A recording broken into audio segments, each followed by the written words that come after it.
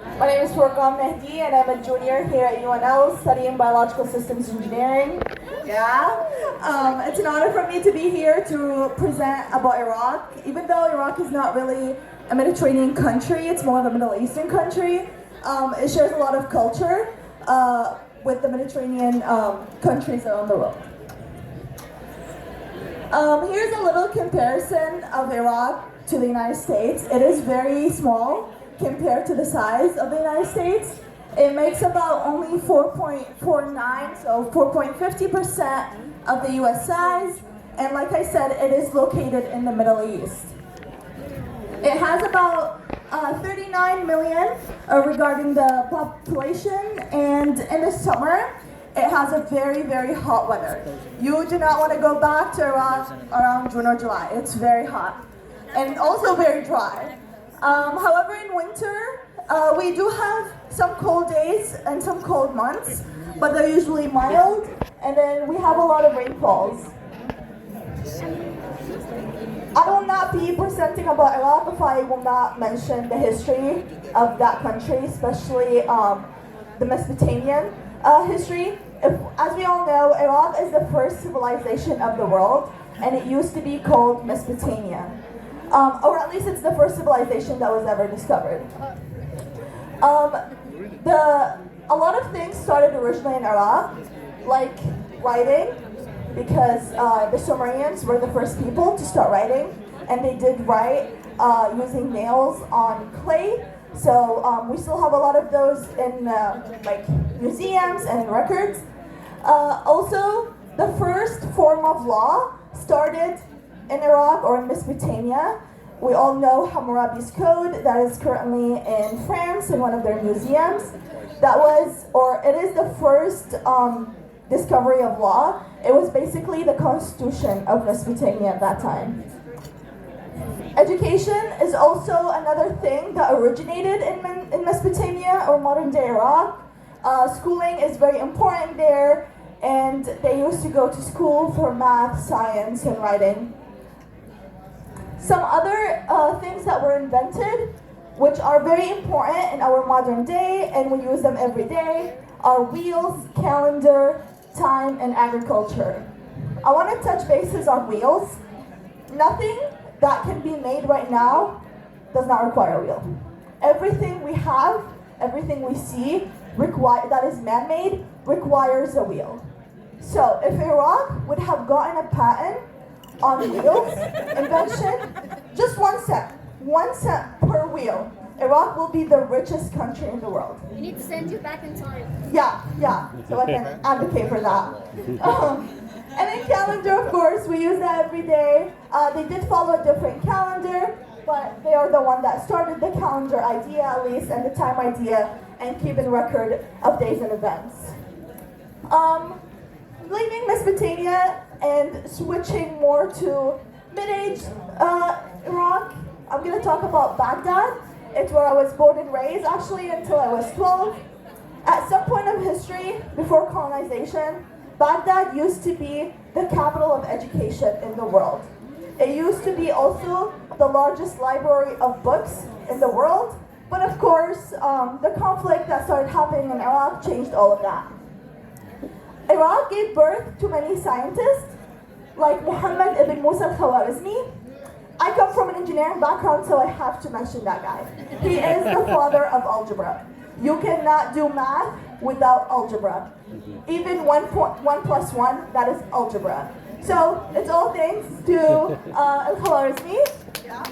It deserves a round of applause. Al-Khwarizmi actually comes from a Persian background, but he moved to Baghdad to do his education there, and that shows how rich Iraq and Baghdad was regarding education, that it had people from other countries move just to get education. Next, I'll be talking about some important traditions or celebrations that happens in Iraq. The Islamic New Year is a huge thing in Iraq. We do follow 2 types of calendars. We follow the calendar that we're all used to here in the United States, but we also follow the Islamic calendar. Another important celebration, especially for Shia Muslims in Iraq, is Ashura. And then We do have a lot of religious holidays, like the Prophet Muhammad's birthday, and then Ramadan and Eid, which just ended. The Kurdish population in Iraq are usually located in the northern part, like Kurdistan and Erbil, and they do celebrate their own New Year, which is called Nowruz. And Nowruz is also a celebration that is common in the Persian area of the world, like Afghanistan and Iran and Tajikistan. Another big celebration is National Army Day. Iraqis hold a lot of pride when it comes to their army because religion is very similar to the Hashmi. They usually add a lot of gold to it. It's very popular in the Kurdish tradition to wear gold belts. You can imagine those are really expensive because it will be pure gold. And then the males will be wearing something similar to what I have in this photo. Now moving on to food, my favorite part. Probably one of the most famous Iraqi dishes is called dolma, which is what I have far left. It is vegetables that are stuffed with meat, rice, and other chopped vegetables, and they're all cooked together in a pot with some like tomato sauce. It's really good, and it has a lot of spices. Everyone that have tried dolma, it becomes their favorite dish because of how good it is. And then a second popular dish is called kubba. It actually comes in a lot of shapes and forms. This specific type is made of rice.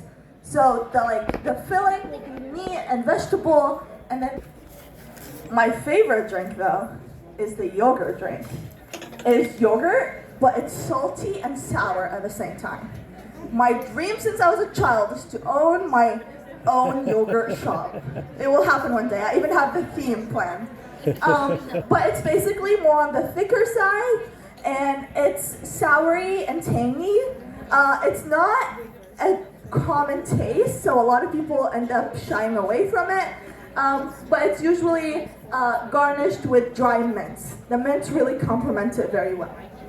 But that's the traditional female dancing, and then the male dancing is called chobi. Chobi, if you're familiar with dabka, it's very similar to it, but basically it's performed in a group, and the male of the group will hold hands, and they will move their shoulders to the rhythm of the song. They will move around the area they're performing in.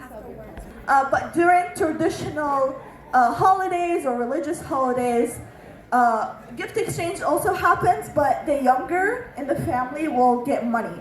Eid money is a big thing. Every Eid, all the kids look forward to it because they will get a lot of money from the elderlies in the family. I also wanted to talk about some traditional decorations. One of the most popular decors we have in Iraq is the evil eye. It comes in a lot of shapes and a lot of forms, and it's usually hanged around the houses of Middle Eastern or Iraqi families. Not a lot of Iraqi families actually believe in the significance of the evil eye. So if you don't know what it is, there's a theory that the evil eye protects you from the evil spirit, and apparently if it breaks or it shatters, that means someone gave you the evil eye.